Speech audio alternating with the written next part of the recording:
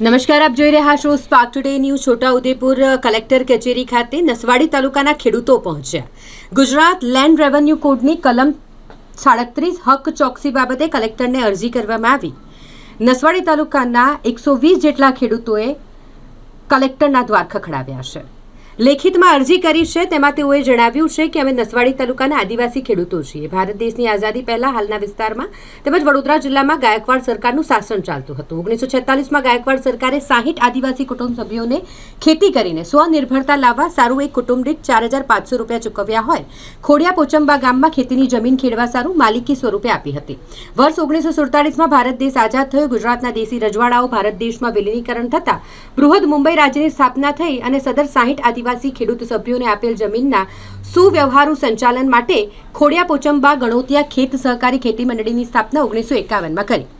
આ ખોડિયા પોચંબા ગણોતિયા ખેત સહકારી મંડળીએ 1951માં deputy registrar cooperative society Poona 1 ખાતે નોંધણીથી નોંધાવ્યું હતું. મંડળીના નામે 4,500 પૂરતો બોજો ઊભો કરવામાં આવ્યો.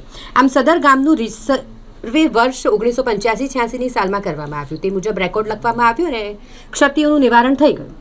આમ પૂર્ણ ભાગ 1, 2, 3, પશ્ચિમ ભાગ 1, 2, 3 ના સમચોરસ ભાગ પાડવામાં આવ્યા. છેડાથી છૂટી પડેલ જમીનને સર્વે ખાતા દ્વારા સ્થળ પર જઈ જે તે વખતે પ્રલોગેશન કરવાની કામગીરી બાકી હતી, પરંતુ રેકોર્ડ પ્રલોગેશનની કામગીરી પૂર્ણ કરવામાં આવી હતી, જેથી રેકોર્ડની વિસંગતતા બાબતનો કોઈ પ્રશ્ન રહેતો ન હોય. આ હકીકત હોવા છતાં ગામ નમૂના નંબર 7/12માં કબજેદાર તરીકે સરકારનું નામ ચાલતું હોય જે તે વખતે મહેસૂલી રેકોર્ડમાં ખોડિયા પોચંબા ગણોતિયા ખેત સહકારી મંડળીના નામની સાથે અરજદારનું નામ ચાલી આવ્યું છે. 1963માં ફેરફારનો નંબર 8 મુજબ આ જમીનના કબજેદારમાંથી સરકારનું નામ કમી કરવા હુકમ કરાયો અને આ નોંધ મંજૂર પણ થઈ ગઈ અને અરજદારના બાપદાદાના નામ માલિકે દર્શાવવા હુકમ પણ કરાયો છે.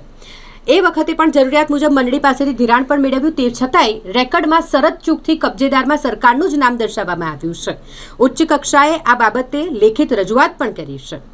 ગુજરાત લેન્ડ રેવન્યુ રૂલ્સ 29 મુજબ આ કામ સામેવાળાને નોટિસ કાઢી યોગ્ય પંચનામું કરી જવાબો નોંધાવી આ બાબતે યોગ્ય ઇન્ક્વાયરી કરી અરજદારનું નામ રેવન્યુ રેકોર્ડમાં માલિકી સભ્ય તરીકે દર્શાવવા માટે આ ખેડૂતો માંગ કરી રહ્યા છે.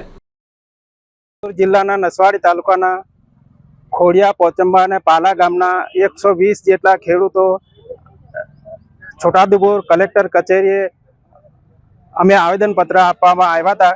કારણ કે અમારે છેલ્લા આઝાદી પહેલા 1945થી અમારા બાપ દાદાના હતા તે વખતે યોજના આવી. યોજનામાં અમને 20 વીઘાનો પ્લોટ આપ્યો.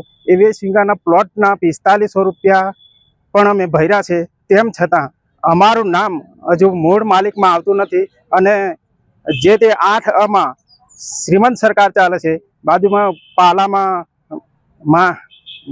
માનવ સરકાર ચાલે છે. તેથી અમને કોઈ પણ લાભ મળતા નથી. જેવા કે હમણાં હાલમાં જ કુદરતી વરસાદ વરસ્યો અને જે નુકસાન થયું એ આખા ગુજરાતમાં દરેક ખેડૂતને વળતર મળ્યું, પણ અમારા 4 ગામના ખેડૂતોને વળતર મળ્યું નથી. એટલે એ માટે રજૂઆત કરી છે અને રજૂઆત 15 દિવસ સુધીના અમે અલ્ટિમેટમ આપ્યું છે.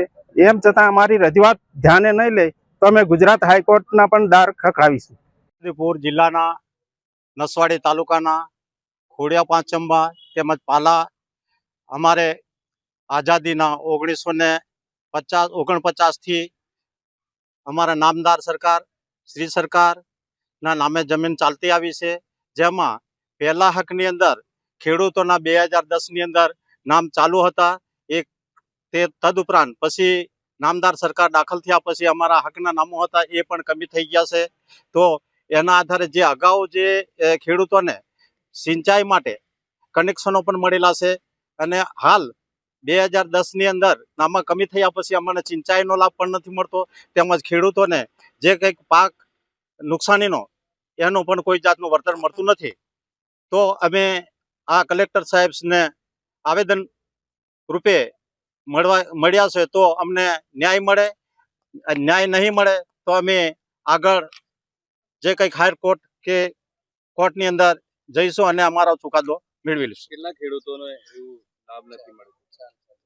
4 ગામોના ખેડૂતોને લાભ મળતો નથી. કેટલા ખેડૂતો છે? કમસે કમ 120 ખેડૂતો.